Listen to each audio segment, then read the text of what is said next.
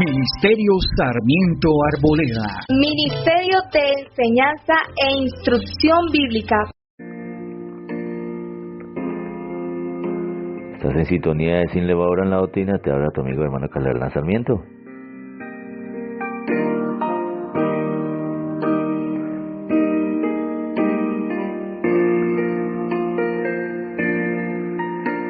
Bueno, retomamos la serie de las 40 parábolas de Jesucristo de Nazaret.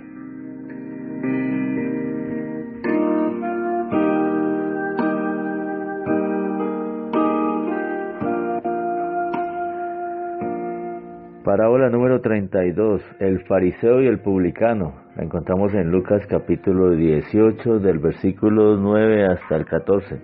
Es una parábola bien corta, pero necesario, fundamental que la profundicemos. Leamos. Dice así: a unos que confiaban en sí mismos como justos, se confiaban a sí mismos como justos, y menospreciaban a los demás, a los otros, dijo también esta parábola. Dos hombres subieron al templo a orar, uno era fariseo y el otro publicano. El fariseo, puesto en pie, oraba consigo mismo de esta manera: Dios, te doy gracias porque no soy como los otros hombres, ladrones, injustos, adúlteros, ni aun como este publicano.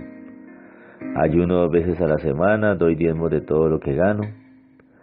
Mas el publicano, estando lejos, no quería ni aun alzar los ojos al cielo, sino que se golpeaba el pecho diciendo: Dios, sé propicio a mí, pecador. Os digo que éste descendió a su casa justificado, el publicano, antes que el otro, el fariseo, porque cualquiera que se enaltece será humillado, y el que se humilla será enaltecido. Bendito sea el Señor.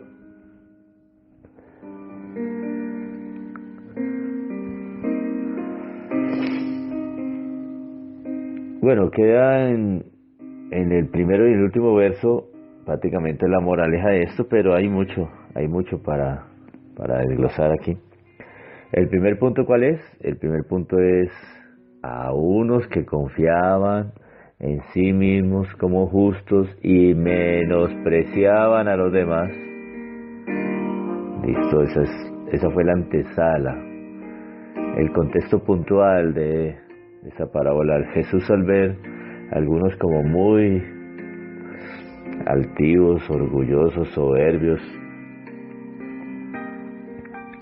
no sé, de pronto un orgullo que partía de que sí, de lo que el publicano, lo que el fariseo decía, de que ayunaba y que daba diezmos, eso no era mentira, así que sí, no era ladrón, eso no era mentiras. Pero ahí había como cierta prepotencia, ¿no? Eso es lo que queremos, que como que vaya quedando así en el tintero. Una prepotencia pues que ante los ojos de los hombres pues vaya y pase por alto, pero ante los ojos de Dios creo que no tiene presentación. Finaliza la parábola diciendo: porque cualquiera que se enaltece, se da brillo, se infla, se chulea, como dice por aquí Barclay, será humillado, y el que se humilla será enaltecido. Un principio bíblico, amigo, y también es un principio para la Biblia, para la vida. Antes de las grandes caídas en quiebra, antes de que sucumben matrimonios, antes de los fracasos más conocidos y más peligrosos que el ser humano puede atravesar, siempre habrá un episodio de un momento de altivez donde se llegó a un colmo, donde el ser humano llegó a decir, hacer, pensar una situación tan exagerada y tan soberbia y tan altiva que ese día desde allá arriba del cielo dijeron: este hombre merece un escarmiento. Por eso no es tan vano lo que dice el proverbio de la Escritura, que dice: antes de el abatimiento viene la altivez de espíritu. Las personas son abatidas por las cosas que suceden en la vida, precisamente cuando vienen de un momento altivo donde permitieron que su boca pecara o hicieron algo que rayó en la exageración. Bueno, vamos a dilucidar esta parábola y pues primero pues habla de dos personajes, ¿no? ¿Qué es un fariseo? Comencemos a derribar algunos paradigmas ya construidos al respecto. Sin antes decirte lo que habla de eso de chulea, dice así Barclay, el hombre que se chulea con Dios se hunde hasta lo más profundo, pero al humilde Dios le tiende la mano y lo levanta. Otra forma de presentar esto. ¿Qué es un fariseo? Un fariseo, busquémoslo aquí, hay una interpretación dada por un comentarista acerca de explicando pues elementos que aparecen en la Biblia, de personajes, términos que se volvieron muy famosos, pero que pues con el tiempo pues se fue perdiendo como la esencia, o más bien se fue como adoptando otro significado. Hoy en día escuchamos a alguien de fariseo y pues lo primero que nos llega a la mente es un hipócrita. Pero ese no era el contexto, eso no era lo que el significado de esa palabra en el tiempo de Jesús. Al contrario, podríamos decirlo, y la realidad y la historia lo confirma, de que prácticamente surgió como el fariseísmo, surgió como una de las corrientes religiosas dentro del seno del judaísmo, más celosa y con el ánimo de conservar el judaísmo puro y la observancia de la ley y el respeto por la ley. Entonces vamos a leer aquí una descripción que da en Mateo capítulo 3 versículo 7 en una nota al pie de comentario doctrinal de Cyrus Ingerson Scofield. Dice así: fariseos proviene de una palabra que significa separados, separatistas, personas aisladas, consagradas pues. Después que cesó el ministerio de los profetas posesílicos, estamos hablando de Ageo, Zacarías, después de que ellos volvieron del exilio de Babilonia, dice, surgieron hombres consagrados llamados Hasidim, que en términos hebreos significa santos, ¿no? Que deseaban mantener viva la reverencia por la ley entre los descendientes de los judíos que habían regresado del cautiverio babilónico. Este movimiento degeneró en el fariseísmo de la época de nuestro Señor, pero los primeros 2 siglos se conservaron, guardaron cierta fidelidad a lo que la ley demandaba. Pero luego dice aquí, cuando el Señor llegó, ellos ya había un degenero, y el degenero era tenían un apego estricto a la letra que sofocaba la ley con interpretaciones que se volvieron tradición y que supuestamente el Señor había comunicado a Moisés por medio de explicaciones orales a las que ellos le asignaban idéntica autoridad a la ley en sí. Está hablando del Talmud, está hablando del Mishnah, términos hebreos, que se referían, y otras más, que se refería a los escritos que había alrededor de la ley, donde el rabino tal, el rabino pascual, el rabino tal, opinaba sobre que lo que Moisés dijo aquí se refería a eso, entonces ellos colocaban esa opinión a la misma altura de la palabra de Dios. Algo que hoy, créame, también se comete, porque esta parábola es para ejemplo y para tratar una enseñanza que se convierta en un derrotero para que el administrador de hoy del reino de los cielos, que es la iglesia, no cometa los mismos errores que cometió el administrador anterior del reino de los cielos, que era Israel. Esa es la línea que estamos, en ese caso, en las últimas parábolas defendiendo. Desde que tocamos el asunto de que a Israel se le quitó el reino que se le había confiado, en cuanto a palabra, el pacto, las promesas, prácticamente el culto, todo eso dejó de estar en manos de ellos de una forma verídica.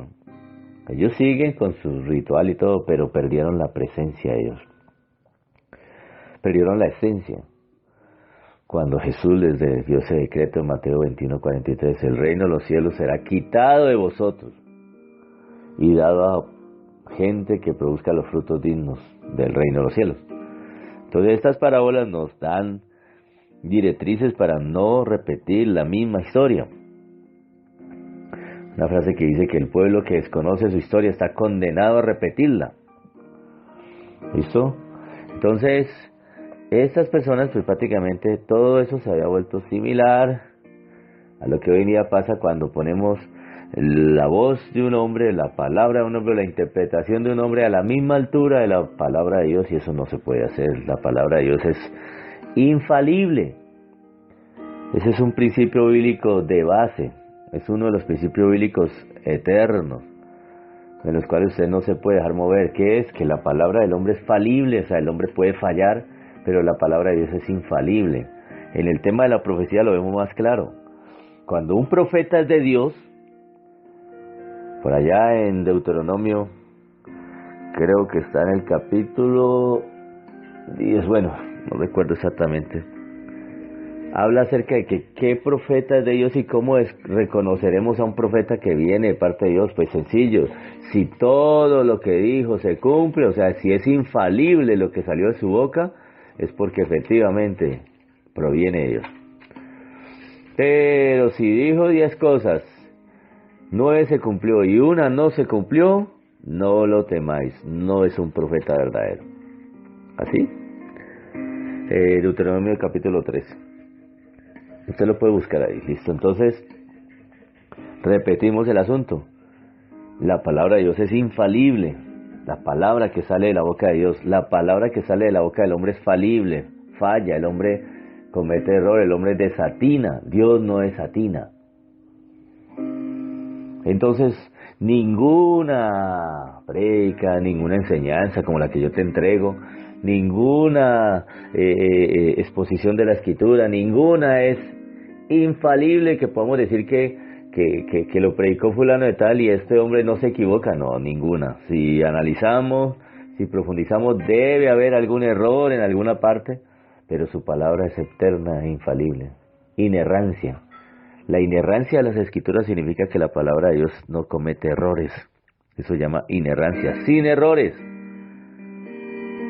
Mientras que nosotros cometemos errores. Normalmente yo tengo grabados todas las prédicas y créanme que yo después analizo lo compartido. Yo no tengo aquí algo escrito, un manual, palabras, como un discurso presidencial. No, señor. La Escritura dice, abre tu boca, yo la llenaré. Es obvio que uno tiene que conocer del tema. No se puede sentar a hablar de algo que usted no conoce, no, hay que hablar. Y yo creo que si usted ha analizado un poquito, se ha puesto el oído, ha puesto atento, sabe que se sabe de lo que se está hablando. Pero eso no significa que al sentarme yo a escuchar después de la prédica me dé cuenta, uy, aquí desatiné. Aquí, qué pena. Uy, aquí. Por ejemplo, ayer no compartí la parábola número 32 por algunas de situaciones y mandé una prédica que compartí una vez para una congregación y en esa prédica me di cuenta que había cometido un error, bueno, numérico. Que aprovecho para hacerte un paréntesis, a la Reina Valera la están atacando por tener errores, pero si tú analizas la mayoría de los que dicen que son errores, y algunos versículos que pues se basó, cometió un error los dos primeros reformadores españoles, Casiodoro de Reina y Cipriano de Valera, de pronto al utilizar tal manuscrito, el siriaco en vez de otro manuscrito, entonces ahí en esa elección cometieron un error y algunos omiten, y a veces hay que echar mano más bien de los antiguos que son más fidedignos, pero bueno, eso no significa que se les atribuye una mala intención. Pero la mayoría de lo que decimos que son acusaciones, que aquí se equivocó, son más que todo en el Antiguo Testamento cifras numéricas. Se cometió error y es que yo le recuerdo, antes no había fotocopiadora, todo era copiado a mano, es decir, cada texto de la Escritura que tenía fulano de tal, alguien se pasó meses de su vida, yo puedo decir hasta un año, pasando letra por letra, copiando, y eso es un trabajo humano, y en el trabajo humano hay cansancio, fatiga, y en cualquier momento, se pudo haber cometido un error. Pero pese a todo eso, Dios preservó la escritura prácticamente en la sustancia, en la esencia, sin errores. Y nos entregó unos originales, en hebreo y en griego, sin errores. Las traducciones son las que a veces, vuelvo le digo, cometen algunos desatinos. Entonces, el fariseísmo era en ese tiempo prácticamente los más estrictos, los más exigentes del mismo judaísmo. Los fariseos tenían en gran estima, escúcheme, esos eran sus principios, la moral, eran celosos, sacrificados, se creían justos, esta parábola lo habla acerca de eso, se creían libres de pecados, fueron los perseguidores más enconados de Jesucristo y también fueron objeto de las más severas acusaciones de parte del mismo Señor Jesús. O un integrante de la secta fariseica le llamaban un jaber, una persona que estaba ligada, unido a ellos, y estaba obligado a permanecer a los principios del fariseísmo. ¿Listo? Entonces, ya quedó claro quién era un fariseo, ¿no? No podemos decir que era un hipócrita, no. Era la gente más estricta de ese tiempo en cuanto a la observancia de la ley. Ahora tenemos el otro personaje, un publicano. El publicano ya es la versión contraria, el ciudadano a pie, y en ese tiempo, pues prácticamente no era consagrado. Mire que el fariseo guardaba la costumbre de Israel de orar. Los religiosos de israelitas oraban 3 veces al día. Por ahí hay un salmo donde habla muchas más veces de ida a la oración, pero pues nominalmente por cultura manejaban eso, de 3 veces al día orar. A las 9 de la mañana, al mediodía, es decir, a la hora tercera, a la hora sexta y a la hora novena. Es decir, 9 de la mañana, mediodía y 3 de la tarde. Y consideraban que la oración era más efectiva si se hacía desde el templo. Ahí, dentro de ese contexto cultural, se dio la subida de Simón y Juan al templo a orar a las 3 de la tarde, y recuerda la sanidad del cojo, sí, por allá en Hechos capítulo 2. En ese contexto se dio. Recuerda entonces que el fariseo, según la narración de la parábola, oraba consigo mismo. Y aquí lo dice, versículo 11. Ambos subieron al templo a orar, ¿no? Por eso les doy esto. Es que consideraban que, por cultura, la oración era más eficaz si se hacía desde el templo. Algo que ya Jesús tumbó al suelo, ¿no? ¿Listo? Vosotros pues, si queréis orar, cierra la puerta, entra en lo secreto, y tu Padre que ve en lo secreto te recompensará en público. Entonces, 2 hombres subieron al templo a orar, versículo 10. El uno fariseo, el otro publicano. El fariseo puesto en pie, oraba consigo mismo. De esta manera: Dios, te doy gracias. Oraba consigo mismo. Esa es la frase que hay que tener presente. La oración verdadera se dirige a Dios. Y aquí este hombre oraba consigo mismo.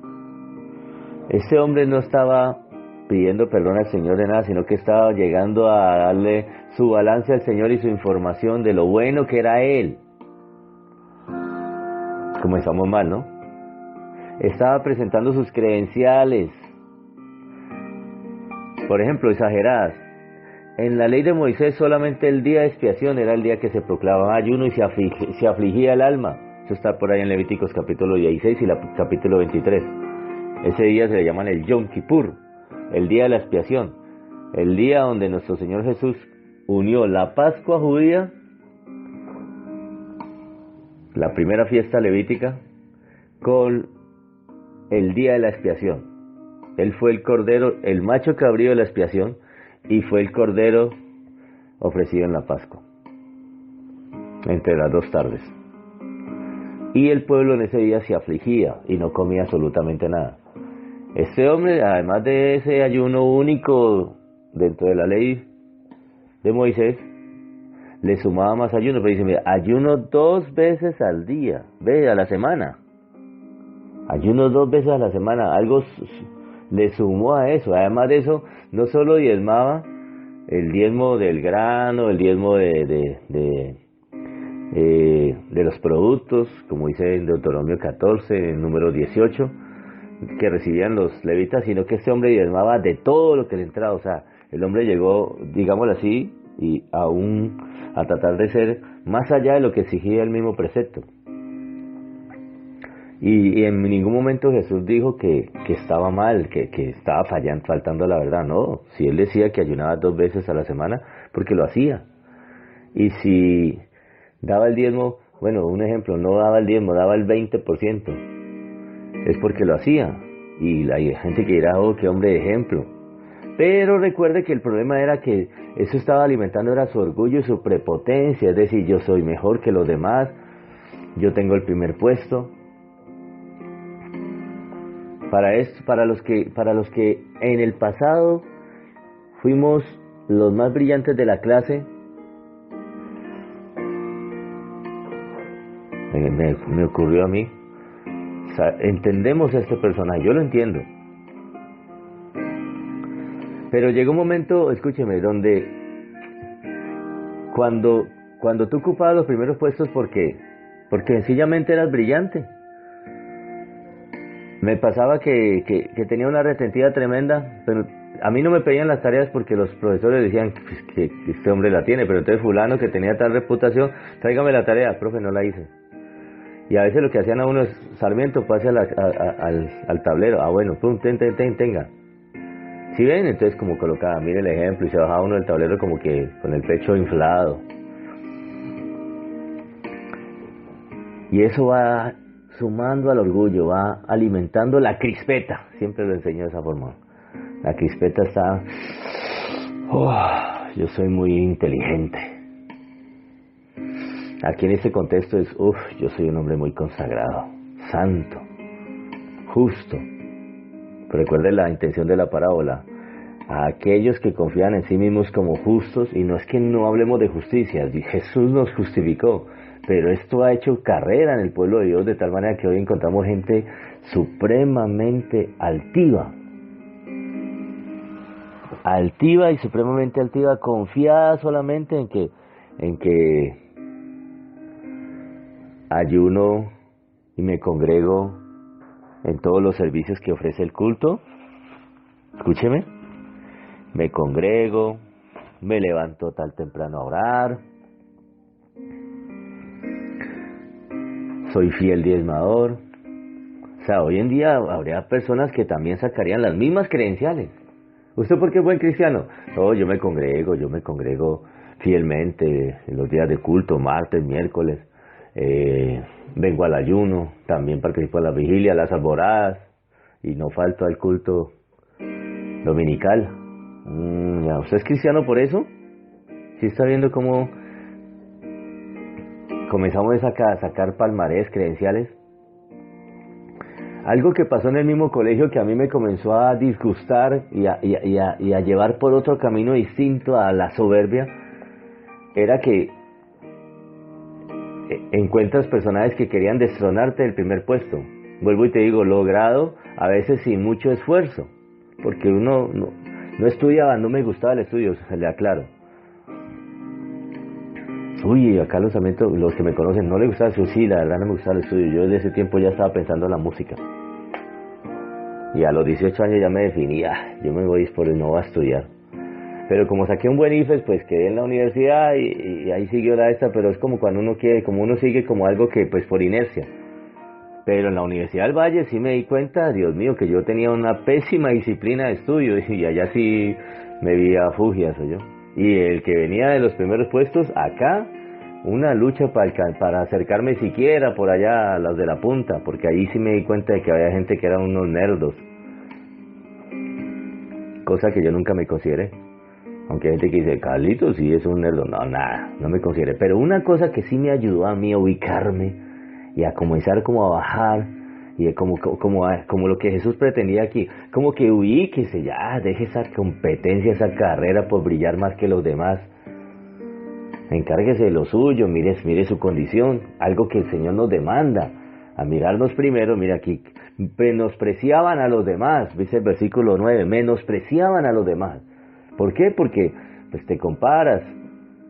Y le doy dos cosas. Hay una canción en el mundo que se llama Desiderata y habla de precisamente eso, no te compares. Habrá gente que te deja relegado totalmente, pasan como una motoneta sobre ti y te van a dejar regado, entonces te vas a sentir muy mal. Y habrá personas a las que tú también dejas regado en el camino, así que no te compares porque te vas a ensoberbecer si solamente encuentras alrededor gente muy mediocre y tú despuntas en ese aspecto. Pero si encuentras gente que es muy superior, también te vas a desinflar. A mí el concepto que me ayudó para comenzar a bajar esto es como cuando ya comencé a tener 2, 3 personas en este sentido contrincantes, es decir, aspirantes al primer puesto, en especial 2 personas, y me disgustaba que a la hora que entregaban boletines o a la hora que sacaban parcial o un examen, aquí se llamaba un examen allá en la universidad parcial, entonces entregaban las notas cuando los 2 pendientes, ¿cuánto sacaste, Sarmiento? Y a mí sí me disgustaba eso, hermano, porque me parecía tan horrible esa situación. Y eso fue camino a esto, gracias al Señor. Porque yo cuando estaba en el colegio no conocía a Cristo. Pero me disgustaba que yo sacara 4.9 y el otro está diciendo, saqué 5, y ya llega y dice, saqué 5, te gané. Uy, eso a mí me parecía horrible. Esto es esta actitud.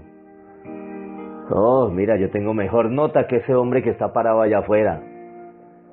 Así es lo mismo. Mira, Señor, yo en esto he cumplido, no como ese que está allá, mira. Pues esa oración no pasa el techo. Hay una frase de un rabino que decía así, póngale cuidado. Un rabino, aquí aparece el nombre, se llama precisamente de esos conceptos que ellos tenían a la mano, comparados igual a la ley, se llama Simeón Ben Yochai. Él decía, si no hay más que 2 justos en el mundo, somos mi hijo y yo. Y si no hay más que uno, soy yo. Oh.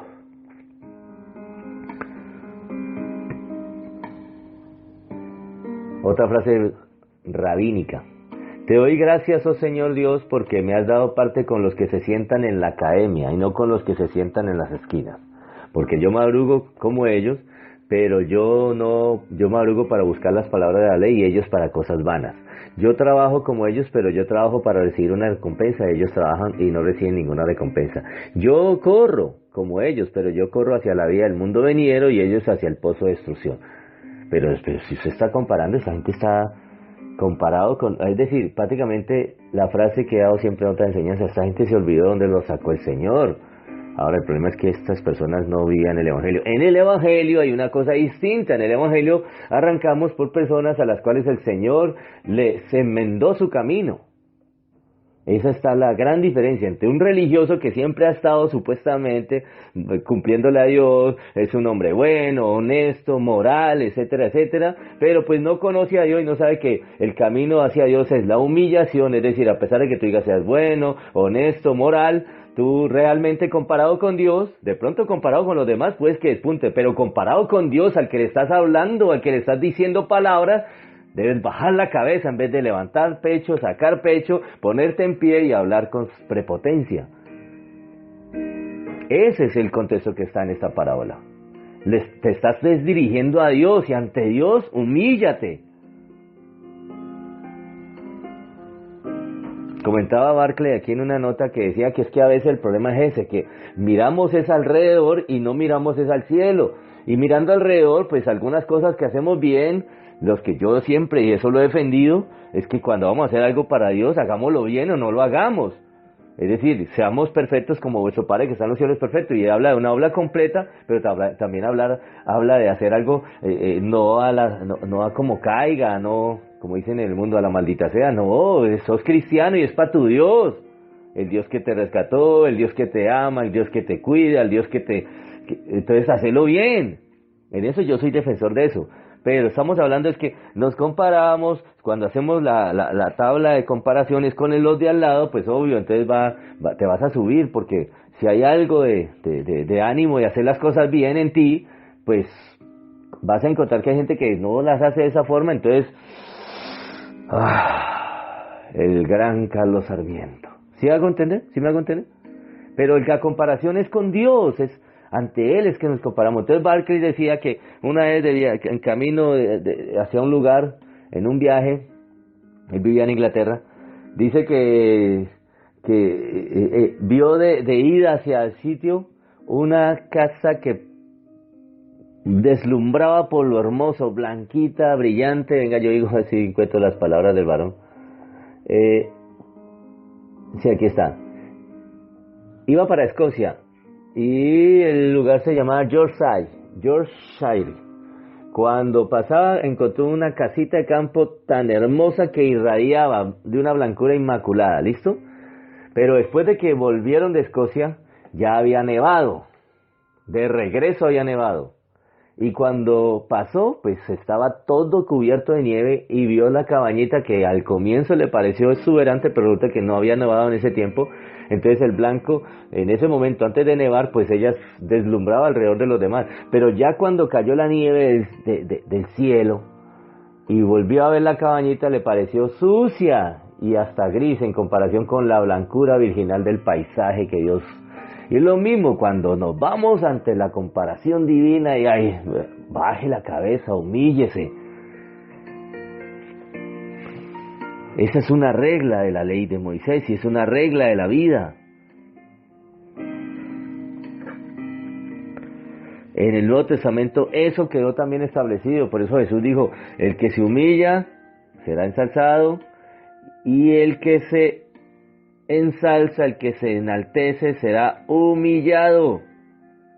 Por eso Santiago 4:10 dice, humillados delante del Señor y Él los exaltará. Pero dice, humillados pues bajo la poderosa mano de Dios y Él los exaltará cuando fuere tiempo. Viene de Pedro 5:6. Pero en el Antiguo Testamento también el Señor decía que se humillaron. ¿Qué pide Jehová de ti? Humíllate ante tu Dios, guarda silencio. Él es Dios, tú eres una sencilla criatura. Mientras que el otro, mire, empezamos a mirar al publicano.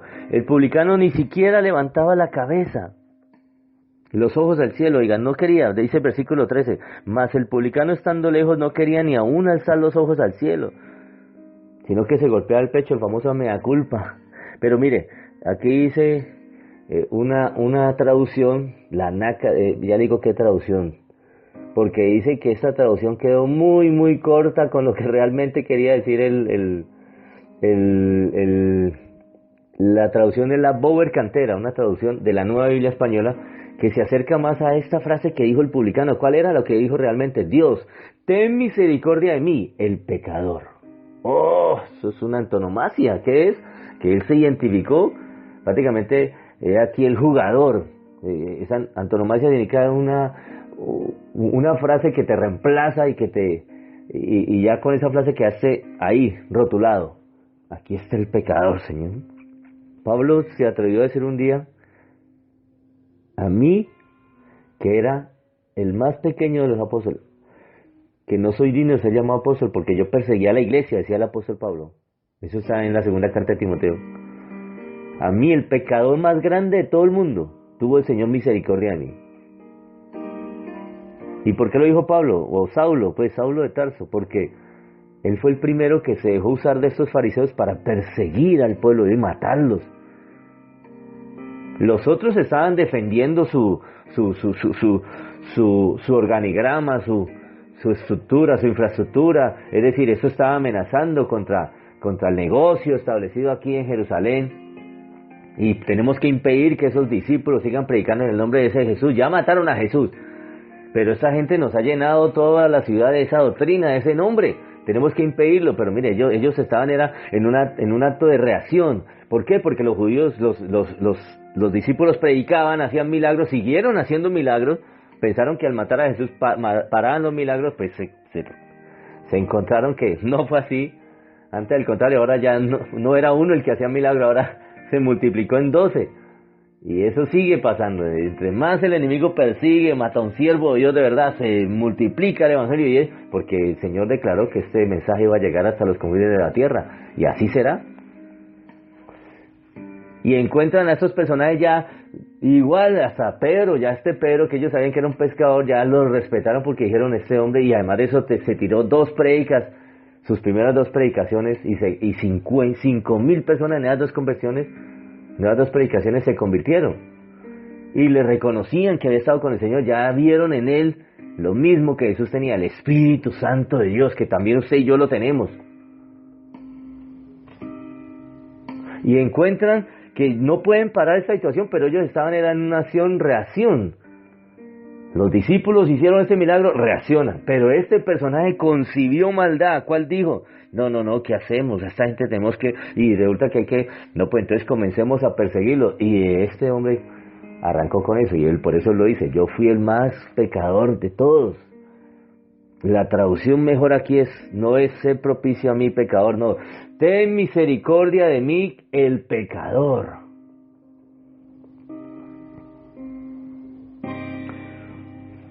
Y esa oración surgida de un corazón quebrantado,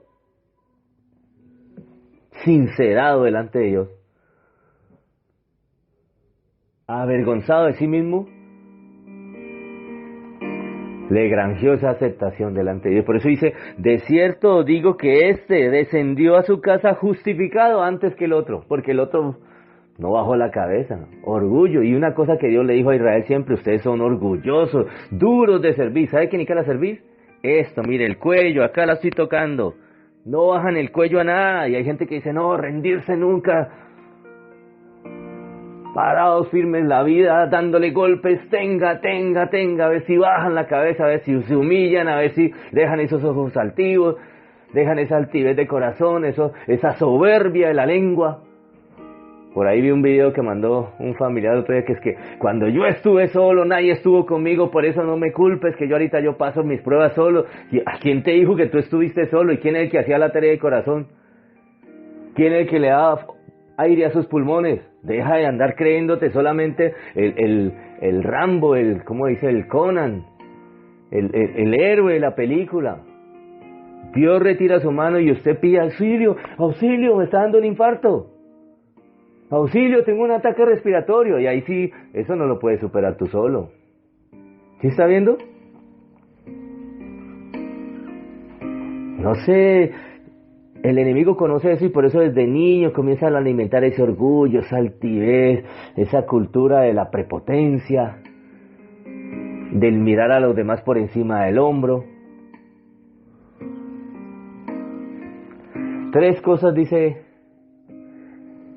un comentarista que nos deja de esta situación, que nos enseña acerca de la oración, importantísima. La primera, él dice: ningún orgulloso puede orar. Dios mío. Ningún orgulloso puede orar. La frase que dice: la puerta del cielo tiene el dintel, la parte de arriba, el dintel tan bajo que no se puede entrar sino de rodillas.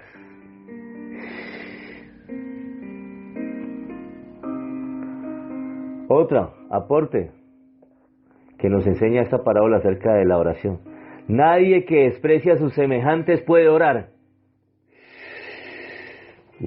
Padre, y hay más de una oración, porque ya el fariseo ya no existe hoy en día. Hoy no existe el fariseísmo como secta. Existe espiritualmente tendencias fariseicas.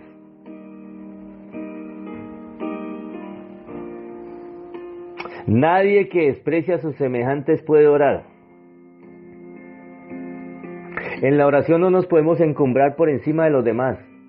Recordemos que somos cada uno parte de una humanidad que ha pecado contra Dios, que ha sido indolente, que ha sido indigna, pero que ya ahora por la gracia de Jesús nos arrodillamos ante el trono de la gracia para alcanzar misericordia. Otra aporte de la oración: la verdadera oración brota cuando colocamos nuestras vidas al lado de la vida de Dios, es decir, cuando nosotros de verdad, de alguna forma, nos comparamos ante su presencia, su majestad, y nos damos cuenta que nosotros no somos nada.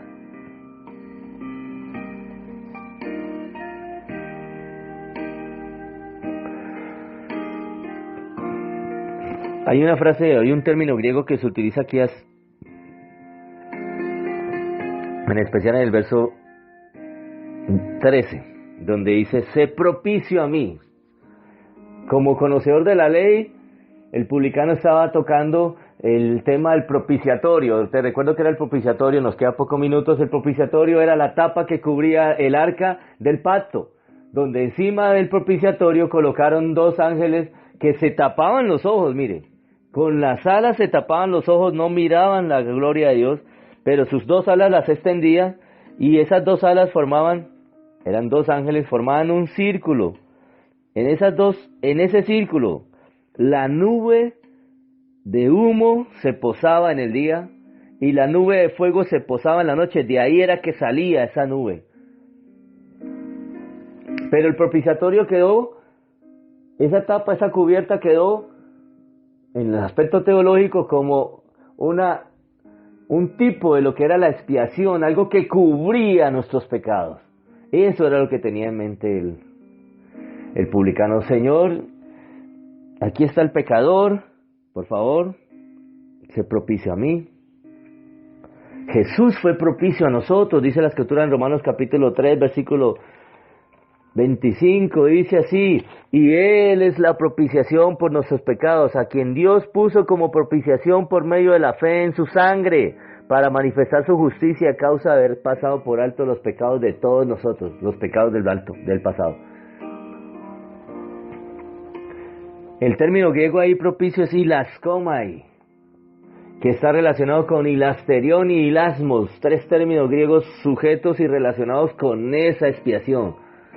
Y ahí lo que está diciendo el Señor: por favor, yo no puedo presentar ninguna arandela delante tuyo, ningún palmarés, ni ninguna credencial. Soy solamente un pecador que necesita tu misericordia, tu ayuda, tu consuelo, tu perdón. Mientras que el otro no nombró el perdón por ningún lado, dijo: Señor, yo me imagino que él asumía que el perdón era obvio, soy un personaje ejemplo, por lo tanto debo estar perdonado. Mientras que este ni siquiera arrancó diciendo nada de eso: sé propicio a mí. Cúbreme mis faltas, Señor, mis muchas faltas. El otro no estaba hablando de las faltas, el otro estaba hablando de sus atinos, de sus aciertos. Yo hago esto. Hasta ministerialmente se comete ese error. Yo sí voy, le doy sancocho a los pobres, yo hago esto, yo hago lo otro, yo hago campaña, yo me meto a la loya, yo me meto a las ollas, yo predico eso, yo hago lo otro. Con esa actitud vas a orar delante de Dios. En vez de decir: Señor, pero aparte de hacer todo eso, cuando nadie me está viendo, hago esto otro, qué vergüenza. Por ahí deberías de arrancar. Soy un ser humano y me tienta el enemigo igual que a todos. Eso sí, en el ministerio, Padre, me han mandado a hacer esto, me han mandado a hacer aquello. Lo he hecho, Señor, tú conoces a tu siervo. Distinto, ¿sí ves cómo es solo la actitud, es solo las palabras, es solamente como entrar por donde debe ser, porque ante el trono de gracia no se entra altivo. Si se quiere alcanzar misericordia, no se debe entrar altivo. La altivez, Dios detesta la altivez, abomina, dice por allá en el libro de Proverbios. 6 cosas abomina Jehová, abomina, detesta ver en su pueblo, y comienza con los ojos altivos, el corazón soberbio, orgullo. ¿Por qué? Porque así fue Luzbel, y Luzbel prácticamente le trazó ese camino a Israel, y Israel fue desechado por soberbios, por altivos. Estando ahí presente aquel que les podía perdonar sus pecados, decían, cuando Jesús le decía a los enfermos y a las personas que se humillaban: ve en paz, tus pecados han sido perdonados, has sido sano. Ellos murmuraban: ¿quién puede perdonar pecados si no solo Dios? Ahí estaba el Dios, el Hijo encarnado, podía perdonar pecados, y lo demostró en muchas ocasiones. Dice un comentario acerca de esta propiciación: propiciar no es aplacar a un Dios vengador, sino satisfacer la justicia de un Dios santo, y así hacer posible que Él muestre misericordia de una manera justa. Créeme que si Dios nos trata conforme a nuestras obras, no queda títere sin cabeza. Si Dios nos tratara de acuerdo a nuestras obras, aún hoy cristianos, como dice por allá el apóstol Pedro, si el juicio comienza por la casa de Dios, si el justo con dificultad se salva, Por eso no podemos entrar con nuestras obras ante Dios. Hago esto, hago lo otro, Señor, yo leo la Biblia, me la leo 200 veces, predico 3 veces en el día, tengo tantos grupos de oración, hago tal cosa, o oro, tengo esto, hago lo otro. No, si entramos así a la presencia de Dios, créeme que primero aprueba a Dios a alguien que dijo, Señor, Dios mío, ayúdame, que a lo que yo estoy haciendo. Así saque una lista de lo que yo hago. Estamos previos a que Jesús aparezca y todavía hay gente que no sabe sincerarse a la hora de entrar a la presencia de Dios.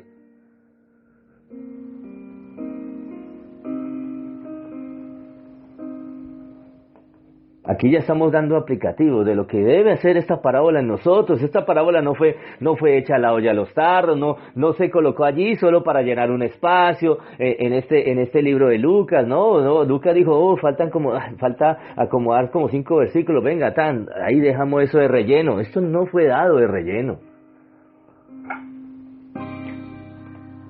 La web y el internet está llena de parábolas y cosas que te enseñan ciertas anécdotas, que dan algunas moralejas, etcétera. La parábola del burro, el caballo, que ayer la vi. Otras cosas que hay un canal de dibujos que hablan del rey que salió a casa, todo, o sea, Badabun creo que se llama. Muy buenos, cosas, historietas que uno le enseña a los hijos y tal, y le queda una enseñanza. Si ves hijo, si ves hija, mira tal cosa. Pero estas parábolas revelan misterios del reino de los cielos, es decir, cosas que un día va a ser la directriz, y ya lo está haciendo, son la directriz del nuevo reino, o el reino de los cielos que se ha acercado, y es la forma en que debemos de proceder. Al cielo no va a entrar ninguno con el orgullo de un fariseo. Jesús lo dijo en Mateo 5:20, de cierto os digo que si justicia, le dijo a los discípulos, si vuestra justicia no supera la de los fariseos y la de los escribas, de ningún modo entraré al reino de los cielos. Lo estoy buscando, Mateo 5, versículo 20. Porque os digo que si vuestra justicia no fuere mayor que la de los escribas y los fariseos, no entraréis al reino de los cielos. Y aquí nos está mostrando, en esta parábola, en dónde fallaban ellos. Para que usted hoy y yo no fallemos en ese punto donde ellos fallaron. Cosas que la ley ya decía. La ley decía, ¿qué pide Jehová de ti? Que te humilles, que ayudes al necesitado, que restituya lo que te ha robado, que a la persona que has defraudado le pidas perdón y te vuelvas en paz con él. Sí, con la ley uno dice, uy, Dios mío, ahí no lo estoy haciendo bien. Hay gente que está peleada en el pueblo de Dios, peleados, de enemistados, bloqueados del WhatsApp. Y en eso, Padre Celestial, perdónanos. Hay situaciones que se han dado donde uno dice, Dios mío, ¿aquí qué? Pero que sea el Señor que pese esa circunstancia contigo y diga, Señor, aquí la embarré yo o la embarró el otro. Ambos la embarraron. Y ambos tienen que hacer de su parte. Si ve como aquí en estos exámenes, ay Dios mío, no queda nadie. No queda nadie en pie. ¿Por qué? Porque es un camino de humillación. Y ese camino de humillación, si usted lo anda a pie, pues no está siendo humillado. Tiene que andarlo de rodillas. Tenemos que andarlo de rodillas. Oremos. Yo creo que no haya nada más que decir de esta parábola. Parábola número 32, la del fariseo y el publicano. Y que el Señor sea propicio a nosotros, los pecadores. Padre Celestial, en el nombre de Jesús de Nazaret, mi Rey hermoso, venimos ante tu presencia, Señor. Sin palabras, Señor, sin comentarios. Aprovechamos esta circunstancia y ese momento en que nos llegas contra las cuerdas y nos hace reconocer nuestra naturaleza, que te pedimos perdón por aquellos casos en donde no hemos perdonado al otro como tú nos has perdonado. Como dice Efesios 4:31, de la manera que Cristo os perdonó a vosotros, perdonad a los demás. Perdonamos, Señor Dios Todopoderoso. Aquellos que en algún momento de pronto nos hicieron sentir mal, nos ofendieron, o hicieron algo que pues de pronto hasta ni ellos quisieron hacer, pero se dio, y eso dañó la amistad, dañó el compañerismo, dañó la hermandad.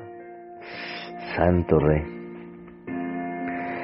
Ayúdanos a, como dijo el rey David, que se reconcilien conmigo los que aman tu nombre. Amén, Señor. Que se reconcilien conmigo y yo reconciliarme con ellos. Ayúdanos, Señor Dios Todopoderoso, a soportar al otro como tú nos has sostenido y nos has soportado a nosotros. Ayúdanos a perdonar a otros, porque recibimos un perdón divino, Señor. No tenemos credenciales que presentar delante de ti, Señor.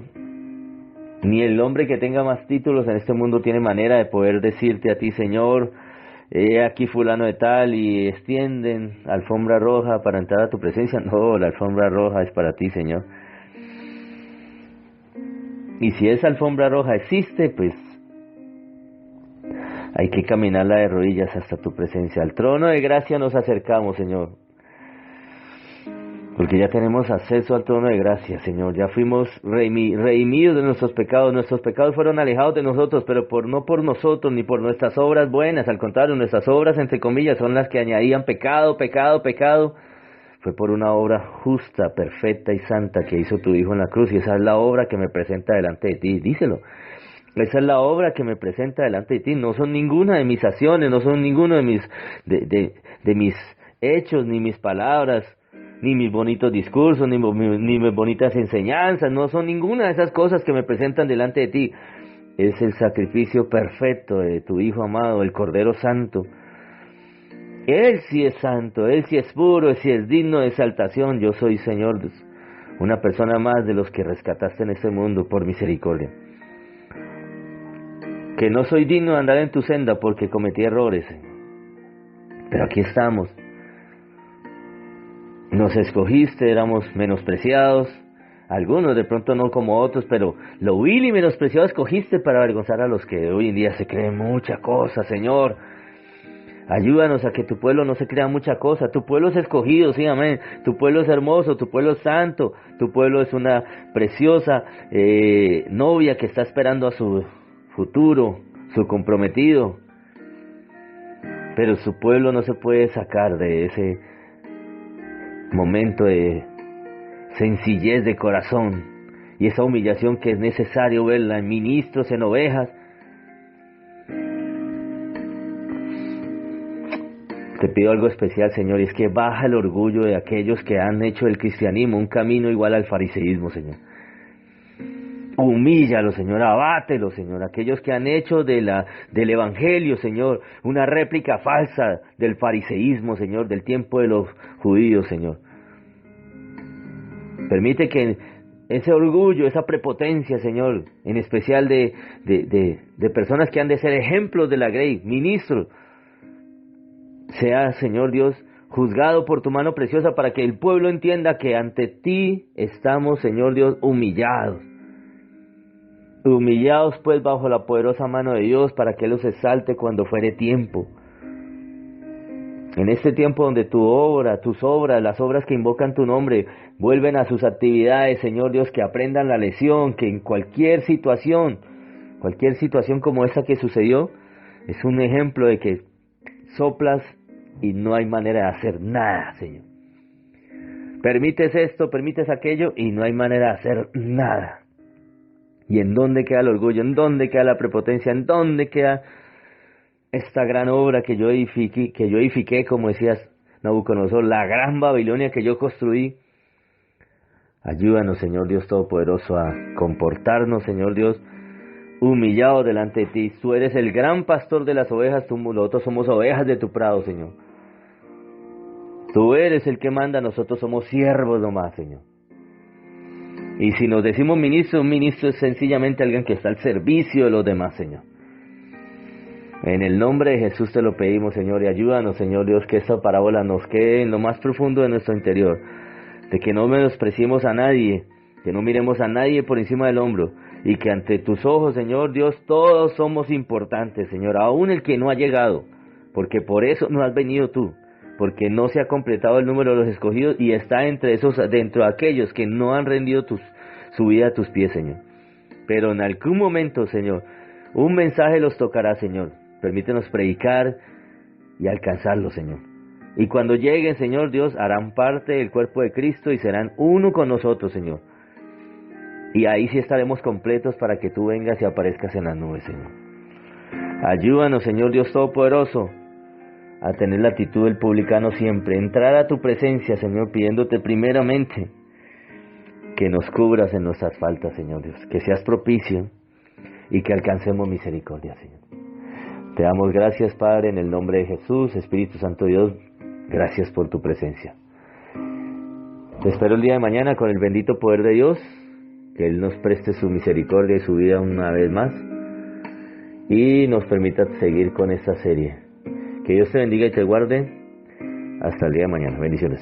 Sin levadura en la doctrina.